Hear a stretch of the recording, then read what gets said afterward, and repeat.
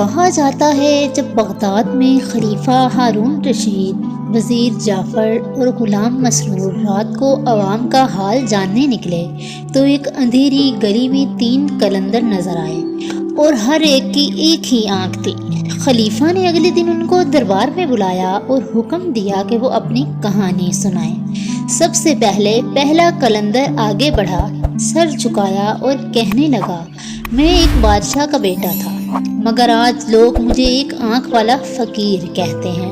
یہ آنکھ میں نے نہیں بلکہ تقدیر نے مجھ سے چھینی ہے، اور اگر تم میری بات آخر تک سن لو تو شاید تمہاری آنکھیں بھی حقیقت دیکھنے لگیں۔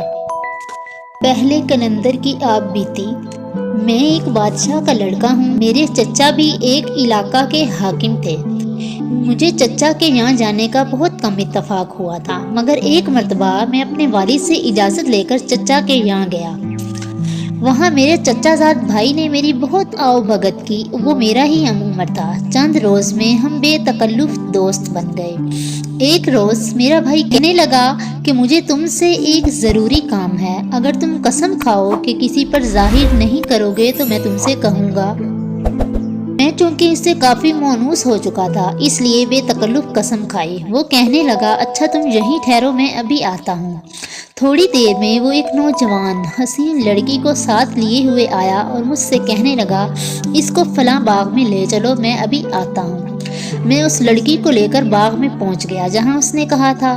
کچھ دیر بعد وہ ایک ٹوکری میں کھانا اور سراہی میں پانی لے کر آ گیا۔ پھر اس نے ایک جگہ سے زمین کھودنی شروع کی۔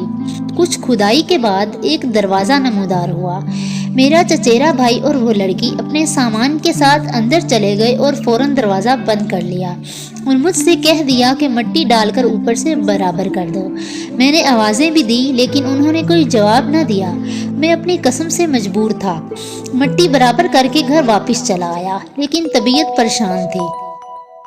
چچا باہر شکار کھیلنے گئے ہوئے تھے اور میں نے ان کی واپسی کا انتظار نہیں کیا اور شکار گاہ میں ہی ان کو اطلاع کر کے خود اپنے وطن واپس چلا آیا۔ میں جب شہر کے قریب پہنچا تو معلوم ہوا کہ میرے والد کا انتقال ہو چکا ہے اور نمک حرام وزیر نے ملک پر قبضہ کر لیا ہے۔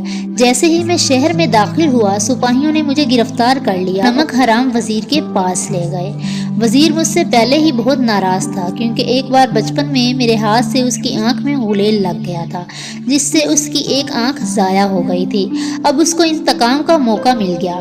مجھے دیکھتے ہی وہ غصے میں بھر گیا اور میری آنکھ میں انگلی ڈال کر آنکھ باہر نکال لی۔ پھر ایک شخص کو حکم دیا کہ اس کو لے جا کر قتل کر دو۔ وہ شخص میرے باپ کا وفادار تھا۔ شہر سے باہر جا کر اس نے مجھے چھوڑ دیا اور کہہ دیا کہ آپ ادھر نہ آئیے گا، ورنہ میری اور آپ کی زندگی کی خیر نہیں۔ میں وہاں سے بھاگ کر چچا کے پاس آیا اور سب حال سنایا۔ چچا اپنے لڑکے کی گمشدگی سے پہلے ہی بہت مغموم تھا اور میری طبیعت دیکھ کر اور زیادہ پریشان ہوا۔ اس وقت میں نے یہ مناسب سمجھا کہ انہیں ان کے بیٹے کا اصل قصہ سنا دوں تاکہ ان کو کچھ تسلی ہو جائے۔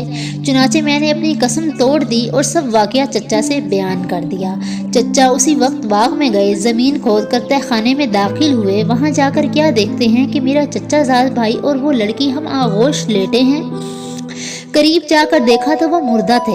میرے چچا نے غصے کے عالم میں کہا، اچھا ہوا دونوں مر گئے، دنیا میں بھی ان کو سزا مل گئی اور قیامت کے روز بھی یہ دوزخ میں جلائے جائیں گے۔